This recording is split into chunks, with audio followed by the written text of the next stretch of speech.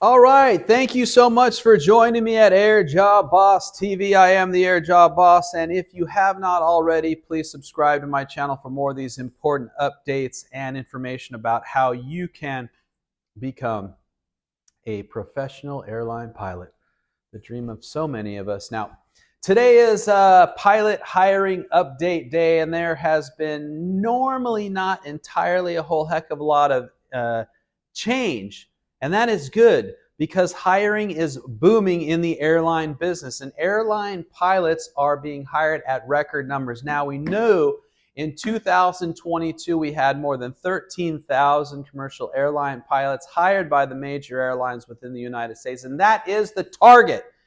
Major big airlines that have a number of bases, route structures, airplanes, positions, salary levels, a lot of benefits. This is really where you need to be as an airline pilot. It also is the highest level probably of service to the business because you are moving just a lot of people. And I must say, it's an excellent lifestyle. It's a lot of fun.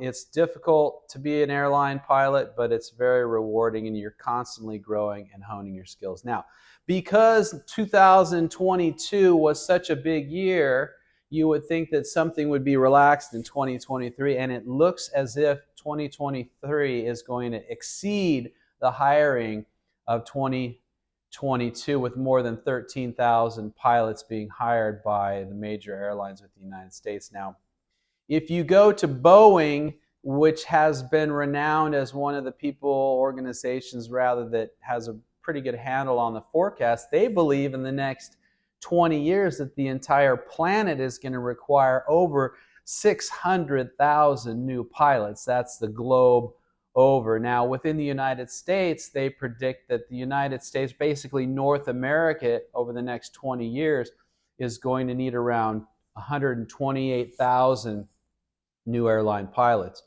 And this is mostly driven by, as we know, retirement and airline growth. Now, over the next 20 years, North America is going to retire about 80,000 pilots with the major airlines combined, or just basically pilots hitting the age 65 rule, right?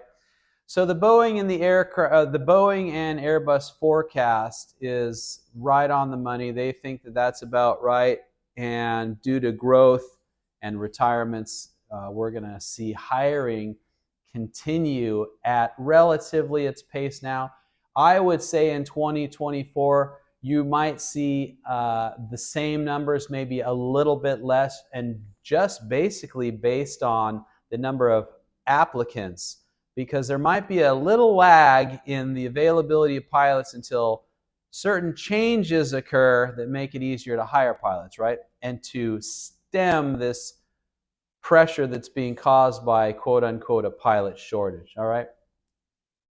Now, why do we have the problem? Well, the reason why we've got the problem is because the new student pilot starts versus retirements are imbalanced. There had been for a long time not enough people deciding to become airline pilots, and we have a lot of people retiring. Now, most major airlines are retiring something like 700 to 1,000 pilots a year, the top 5 airlines. So you can see that this is pretty significant retirement. Now, if you look at last year, for example, the top 3 passenger airlines, Delta, United, American, you see that they are retiring relatively about 800 pilots a year, 900 pilots a year, but they're hiring 2,000 plus pilots a year. Every airline right now, for the most part, is hiring significantly more pilots than they are retiring pilots. Now, why would they do such a dastardly thing and have more pilots than they need? Well, it turns out that a lot like any resource, you want to acquire that resource if it's rare, even if you're not going to use it at the moment. Let's say you're making jewelry, and the price in gold is getting very rare, but you're a jewelry maker.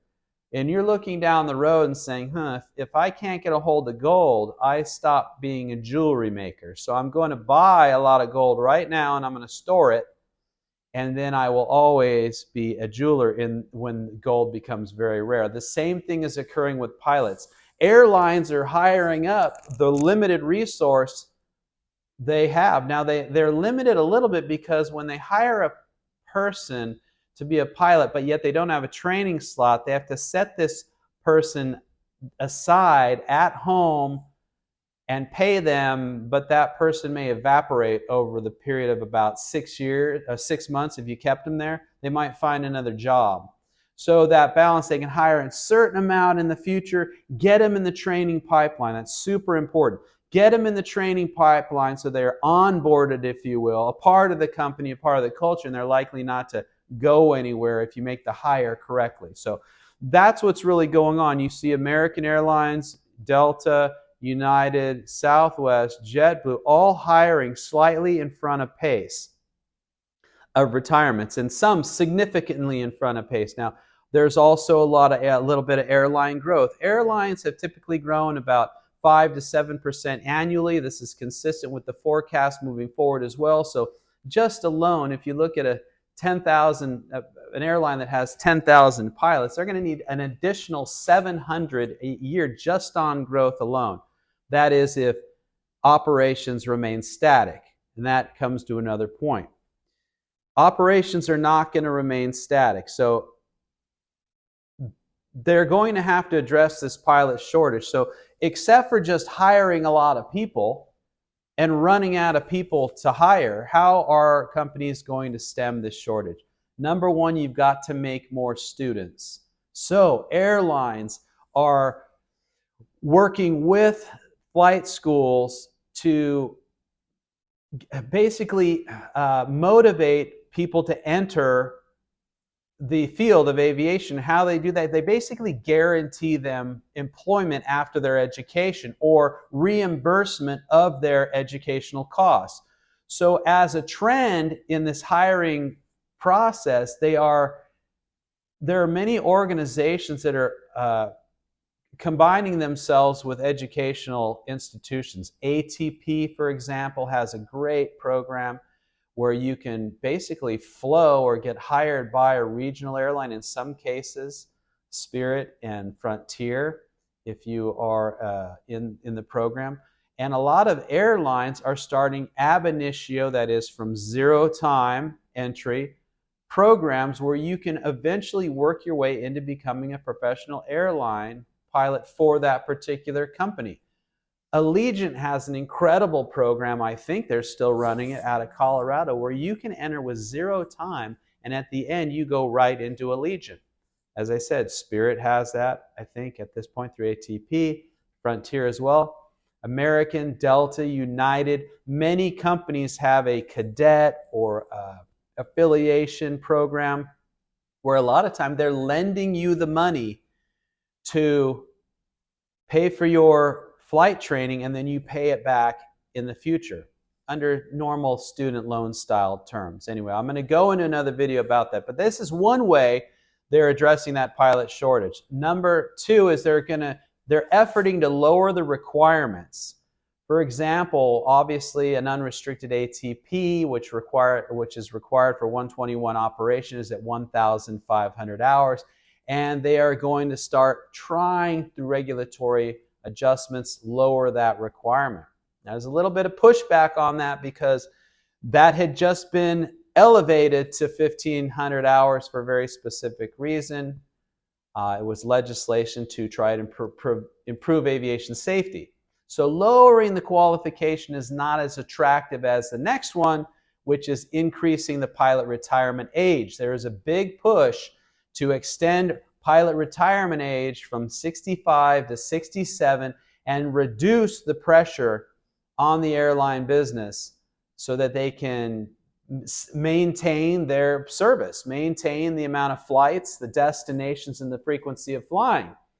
Otherwise, you move into the next thing that's going to happen, and they are going to reduce frequency of flying. And there was a recent report that stated that the United States has lost 74 cities that are serviced by commercial aviation within the last few years. And this is a result of not enough pilots. They simply cannot staff the airline and provide service to all the markets. So what they'll do is they'll begin consolidating routing.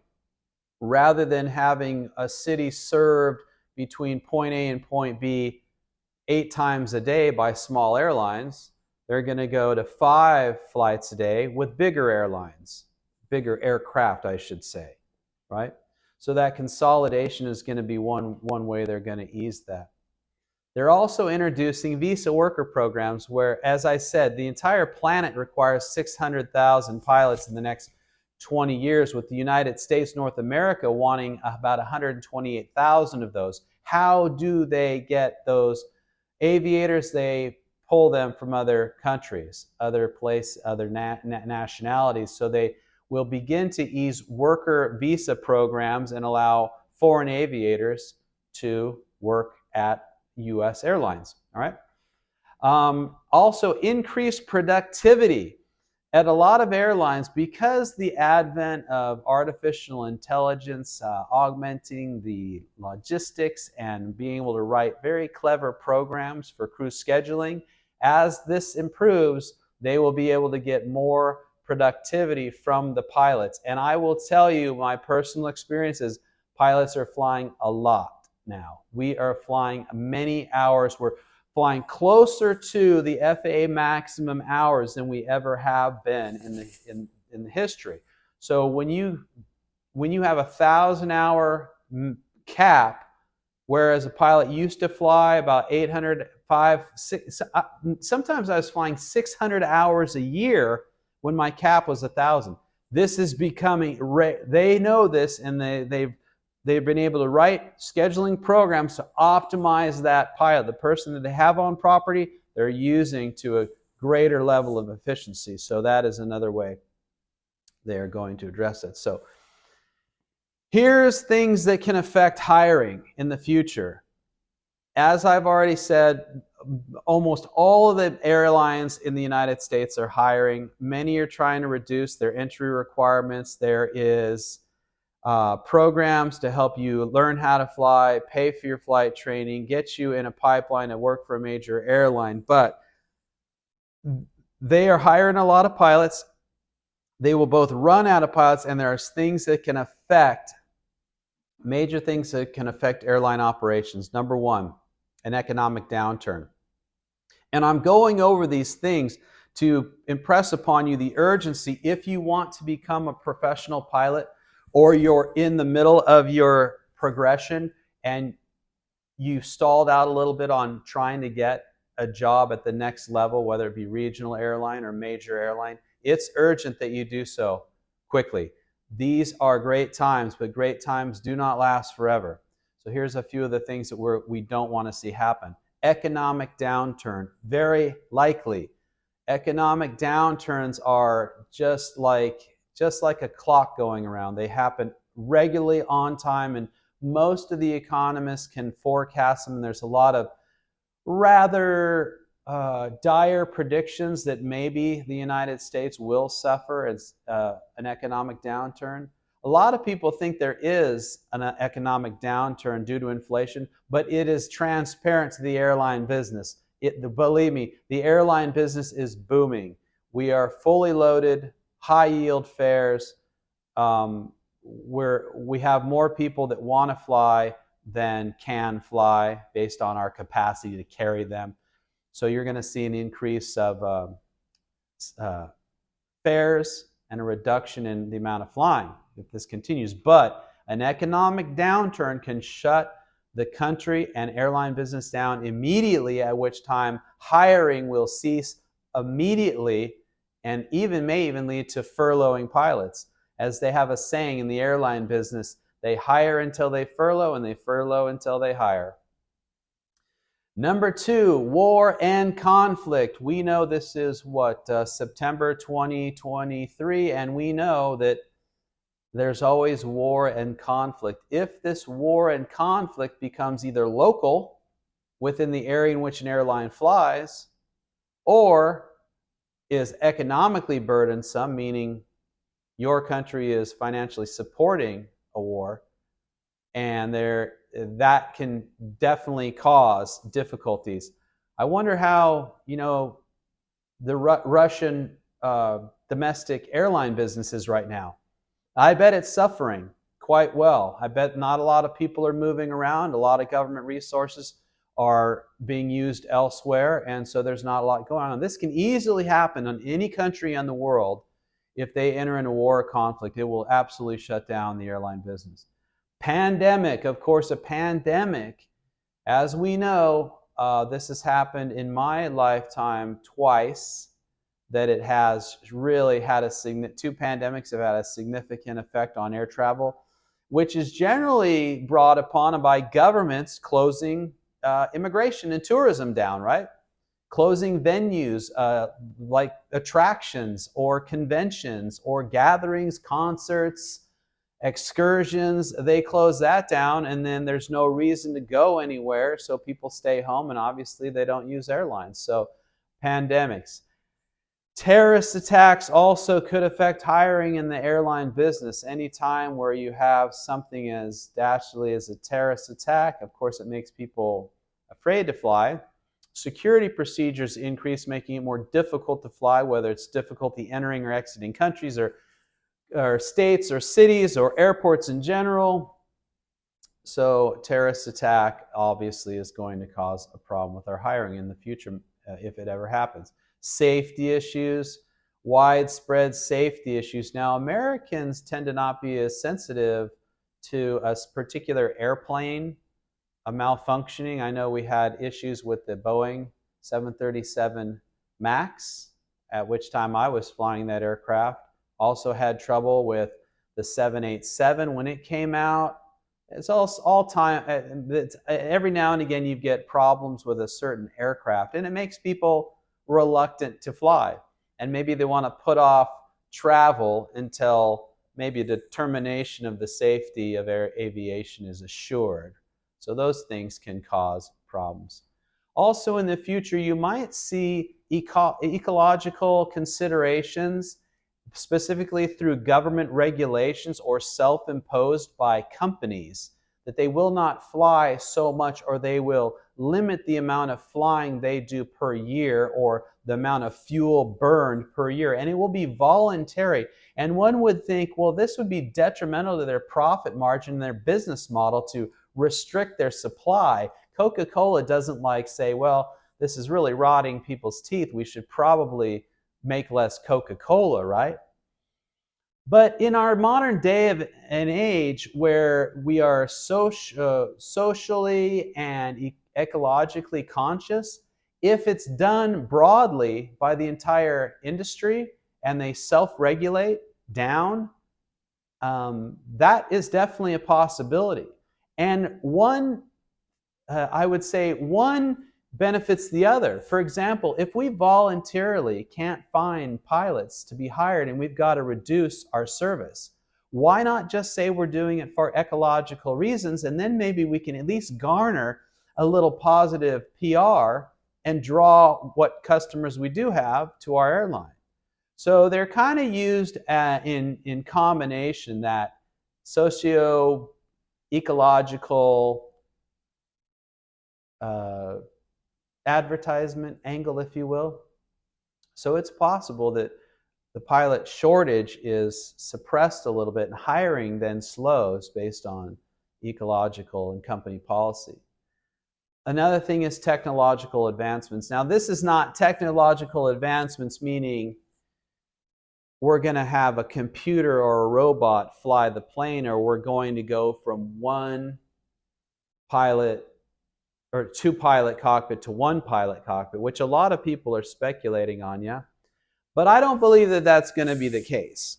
I think the technological benefits that we're going to see is from crew scheduling, optimizing aircraft scheduling, optimizing aircraft maintenance scheduling.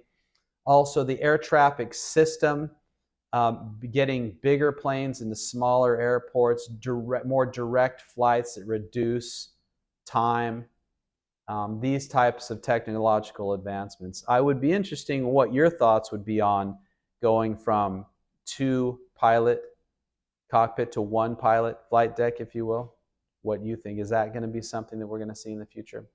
Anyway, in short, 2023 is going to end up being a big year for pilot hiring with over 13,000. And hiring is occurring at every level. So whether you're getting your first CFI job, your regional airline job, or a major airline job, or you want to go into air ambulance or corporate flight departments, everybody is hiring. It's simply everybody is hiring. And you have to just get to the minimum qualification, and those minimum qualifications are being reduced because of the need for pilots. I would say what's going to happen is in 2024, you probably maybe see a dip of maybe 10% down to 12 or 11,000. Then the following year, deeper even still, and that's when you're going to start seeing significant legislative action to try to change it. Now, if Congress is ahead of itself and proactive, they might try to change legislation by reducing the entry requirement or increasing retirement age a little sooner. But generally, I think that these things are delayed all the way up until public protestation to where it really becomes a problem. But I don't think the airlines are necessarily too urgent to increase retirement ages. I think that they feel that they can compete on a level field. If everyone is having trouble finding pilots, that's fine, as long as it's level. They don't care how big the company is. They're looking at margin, yield, shareholder value. So you don't need to fly 1,000 airplanes. If you can fly 900 and do the same style of business, right? All right, that's it so far with AirJobBoss. Look, if you have any comments about what I've said or anything you'd like me to cover, you can write them in the comments below. Please share the video if you feel someone else could benefit from it, and please subscribe. I'm trying to get my subscription up. And by all means, if you have an interview coming up and you'd like my service, one-on-one interview preparation, you can click the link below at airjobboss.com and find out more about what I do. But in any case, always email me at info@airjobboss.com prior to purchasing any service on my website. So good luck out there. I hope everything's going well. I hope you're having a very good year, and I hope if you're looking for a job, you get that great job very soon. So long for this time from AirJobBoss.